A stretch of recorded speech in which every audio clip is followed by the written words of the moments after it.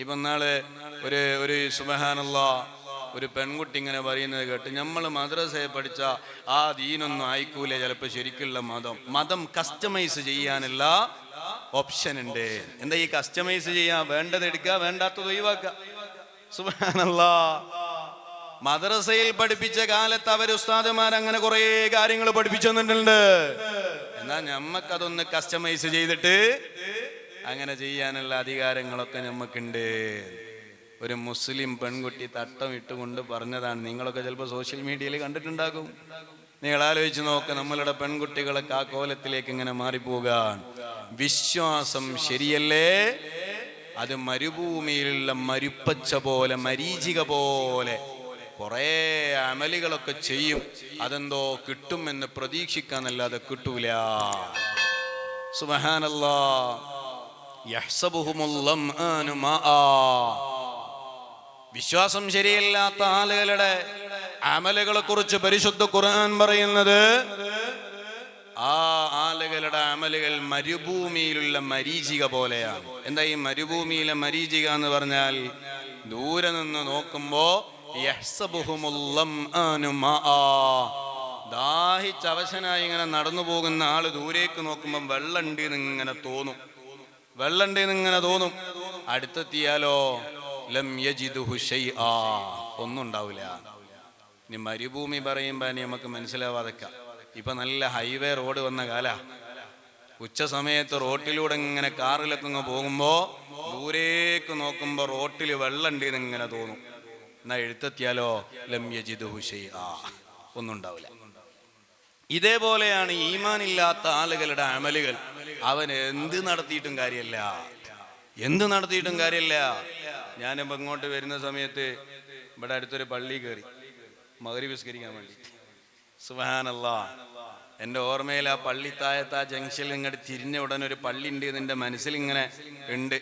ആ നിലക്കാണ് വന്നത്. പക്ഷെ അവിടെ എത്തിയപ്പോൾ അവിടെ പള്ളി കണ്ടില്ല. അപ്പോൾ ആ ഓർമ്മ വേറെ ഏതോ നാടിനെ കുറിച്ചാണ്. ഇത് പിന്നെ മനസ്സിലായി. ഇങ്ങനെ വന്നപ്പോൾ ഒരു മസ്ജിദ് എന്നുള്ള ബോർഡ് കണ്ട് അങ്ങോട്ട് കയറിയപ്പോൾ തന്നെ ഒരു ആട്ടിൻകൂട്ടിലേക്ക് കയറുന്നൊരു പ്രതീതി ഇങ്ങനെ തോന്നി. പക്ഷേ മോളിൽ നിന്ന് ഒരു മൗലായ സൊല്ലി ചെല്ലും പോലെ തോന്നിയപ്പോൾ ഞാൻ എൻ്റെ കൂടെയുള്ളവനോട് പറഞ്ഞത് ഇത് സുന്നിപ്പള്ളി തന്നെയാണ് തോന്നുന്നുണ്ട്. ആ ബോനിങ്ങനെ ഒരു ബോർഡ് വായിച്ചിട്ട് പറഞ്ഞത് സുന്നിപ്പള്ളി ഒന്നല്ല, മുജാഹിദിൻ്റെ പള്ളിയാണ്. സുബ്ഹാനല്ലാഹ്, മുജാഹിദിൻ്റെ പള്ളിയാണ്. അപ്പോൾ അവിടെ നിന്ന് ഒരു മനുഷ്യനുണ്ട് മൂത്രപ്പുരയിൽ നിന്ന് ഇറങ്ങി വരുന്നത്. അപ്പം അയാളോട് ഞാൻ ചോദിച്ചു സുന്നിപ്പള്ളിയാണോ എന്ന് ചോദിച്ചു. അല്ല, സുന്നിപ്പള്ളി അല്ല. സുബ്ഹാനല്ലാഹ്, സുന്നിപ്പള്ളിയല്ലേ? അവിടുന്ന് സുന്നിയല്ലാതെ നിസ്കരിച്ചുകൊണ്ട് കാര്യം ഉണ്ടാവില്ല എന്നാണ് ഞാൻ ഈ പറഞ്ഞത്. പള്ളി ഭയങ്കര ഉഷാറാണ്, 4 AC ഉണ്ടാകും. സുബ്ഹാനല്ലാഹ്, മിമ്പർ നല്ല ഉഷാറായിരിക്കും, എല്ലാം റെഡി ആയിരിക്കും. പക്ഷേ അഅമാലുഹും, അവരുടെ അമലുകൾ എന്ന് പറഞ്ഞാൽ അത് മരുഭൂമിയിലുള്ള മരീചിക പോലെയാണ്. യഹ്സബുഹുമുൽ ലംആനു മാആ, അവരിങ്ങനെ തറാവി 8 റക്അത്ത് നിസ്കരിക്കുമ്പോൾ ഇങ്ങനെ വിചാരിക്കും അവിടെ എത്തിയാൽ, ആഖിറത്തിലെത്തിയാൽ ഇതൊക്കെ കിട്ടും. ഒന്നും കിട്ടൂല. അവരവിടെ എത്തിയാലോ ലം യജിദുഹു ശൈആ, ഒന്നും ഉണ്ടാവില്ല. ഈമാൻ ശരിയാവണം. ആ നല്ല ഈമാനികമായ ബോധത്തോടെ ജീവിച്ചു. ഇതാണ് മഹാന്മാരായ ഔലിയാക്കളുടെ ഒന്നാമത്തെ സ്വഭാവം. എൻ്റെ പ്രിയപ്പെട്ട സഹോദരന്മാരെ, ഇനിയോ രണ്ടാമതായി അവരുടെ സ്വഭാവം അല്ലദീന ആമനൂ വകാനൂ യത്തഖൂൻ, അവര് മുത്തഖീങ്ങളായ ആളുകളായിരുന്നു. നേരത്തെ ഞാൻ ആഖിറത്തെക്കുറിച്ച് ഓതി വെച്ച ആയത്തിന്റെ അവസാന ഭാഗം നിങ്ങളൊന്ന് ശ്രദ്ധിക്കണം. തിൽക ദാറുൽ ആഖിറ നജഅലുഹാ ലില്ലദീന ലാ യുരീദൂന ഉലുവൻ ഫിൽ അർളി വലാ ഫസാദാ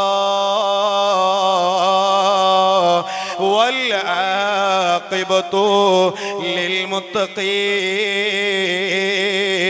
ലിൽമുത്തഖീൻ എന്നും നിലനിൽക്കുന്ന ആഖിറമാകുന്ന ലോകത്തെക്കുറിച്ച് ഖുർആൻ പറഞ്ഞപ്പോ അവസാനം ഖുർആനിൽ ആയത്ത് പറയുന്നു വൽആഖിബത്തു ലിൽ മുത്തഖീൻ.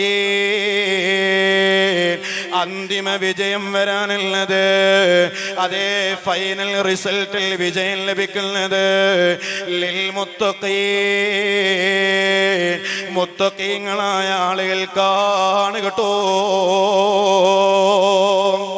ആഖിറത്തിൽ വിജയം കിട്ടുന്നത് മുത്തഖീങ്ങളായ ആളുകൾക്കാണ്. എന്നാൽ ഔലിയാക്കന്മാരെ കുറിച്ച് പരിശുദ്ധ ഖുർആൻ പറഞ്ഞതോ അല്ലദീന ആമനൂ വകാനൂ യത്തഖൂൻ. അവര് മുത്തഖീങ്ങളാണ്. മുത്തഖീങ്ങൾക്കാണ് അന്തിമ വിജയം ലഭിക്കുക. ആ അന്തിമ വിജയം ലഭിച്ചാലല്ലാതെ ആഖിറത്തിൽ നമുക്ക് രക്ഷയില്ലല്ലോ. വലിയ പവറിൽ ഇങ്ങനെ ജീവിച്ചത് കൊണ്ട് ആഖിറത്തിൽ വിജയിക്കുമോ? ഖാറൂനിന് ഓർമ്മയില്ലേ? എത്ര വലിയ ധനാഢ്യനാ. 60-ലധികം വരുന്ന ഒട്ടകങ്ങൾക്ക് ഖാറൂനിലെ ഖജനാവിലെ താക്കോല് ചുമക്കാൻ വേണ്ടിയിരുന്നു. അത്രമാത്രം വലിയ ധനാഢ്യനായ ഖാറൂന് വിജയികളിൽ പെട്ടോ? ഇല്ല ഇല്ല.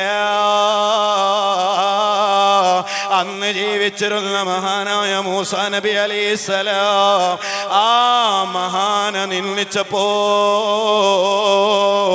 ഭൂമി തന്നെ വിഴുങ്ങുന്നു. ഈ ഭൂലോകത്ത് തന്നെ ശിക്ഷ വരുന്നു. നോക്കൂ, നമ്രൂദ് വലിയ രാജാവാണ്, അധികാരമുള്ള ആളാണ്. അതുപോലെ ഫിർഔന് വലിയ അധികാരമുള്ളവനാണ്. ആ കാലത്ത് ജീവിച്ച മഹാനോട് എതിര് നിന്നപ്പോ, മൂസാ നബിയോട് എതിര് നിന്നപ്പോ നൈൽ നദിയിൽ മുക്കിക്കൊല്ലുന്നു. ആ നൈൽ നദിയിൽ ചത്തുപോകുന്നു. ഇങ്ങനെ ഏത് ആളുകൾ മഹാന്മാരോട് എതിര് നിന്നിട്ടുണ്ടോ, മുത്തഖീങ്ങളായ ആളുകളോട് എതിര് നിന്നിട്ടുണ്ടോ, അവർക്കൊന്നും അന്തിമ വിജയം ലഭിക്കൂല. ലാ ഇലാഹ ഇല്ലല്ലാഹ് ചൊല്ലിയിട്ട് മരിക്കാനാവൂല.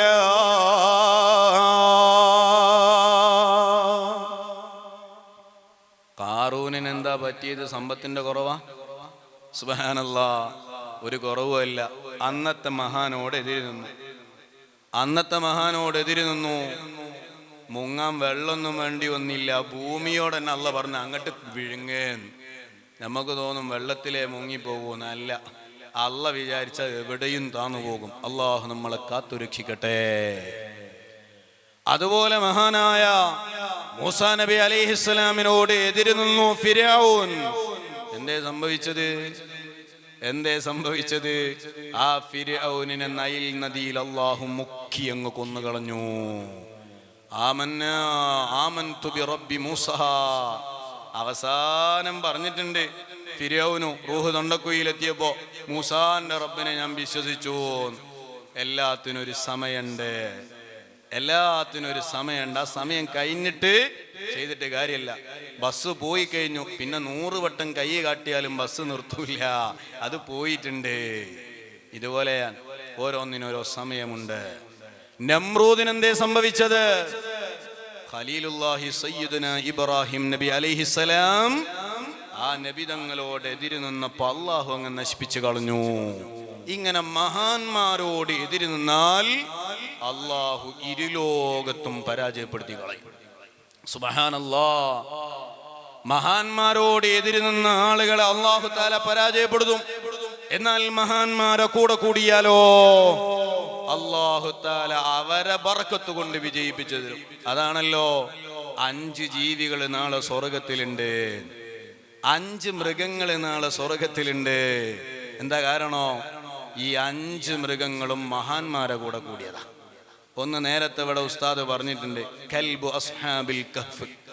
അസ്ഹാബുൽ കഹ്ഫിന്റെ നായ സ്വർഗത്തിലുണ്ട്. എന്തേ കാരണോ? അസ്ഹാബുൽ കഹ്ഫിന്റെ നായ നിസ്കരിച്ചണോ? നോമ്പോറ്റിക്കോ, റമദാൻ മാസം നോമ്പോറ്റിരുന്നോ? സുബ്ഹാനല്ലാ. അല്ലെങ്കിൽ വേറെന്തെങ്കിലും നന്മ ചെയ്തോ, സ്വതക്ക കൊടുത്തോ, ഹജ്ജ് ചെയ്തോ? ഒന്നുമല്ല. പിന്നെയോ ഔലിയാക്കന്മാരെ കൂടെ കൂടിയത്, അവരെ സ്നേഹിച്ച് പിന്നാലെ കൂടിയപ്പോ പരിശുദ്ധ ഖുർആനിൽ നിങ്ങൾ ആലോചിച്ചു നോക്ക്, ദിവസങ്ങളെ കൂട്ടത്തിൽ ഏറ്റവും പവിത്രമായ ദിവസമാണ് വെള്ളിയാഴ്ച.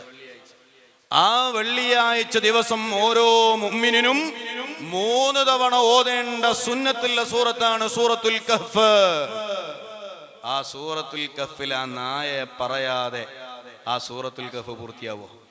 നിങ്ങളൊന്ന് ആലോചിച്ച് നോക്കി. ലക്ഷക്കണക്കിന് മനുഷ്യന്മാർ ആ നായയെ കുറിച്ച് പറഞ്ഞുകൊണ്ടിരിക്കല്ലേ. നായയെ പറഞ്ഞാലും കൂലിയ.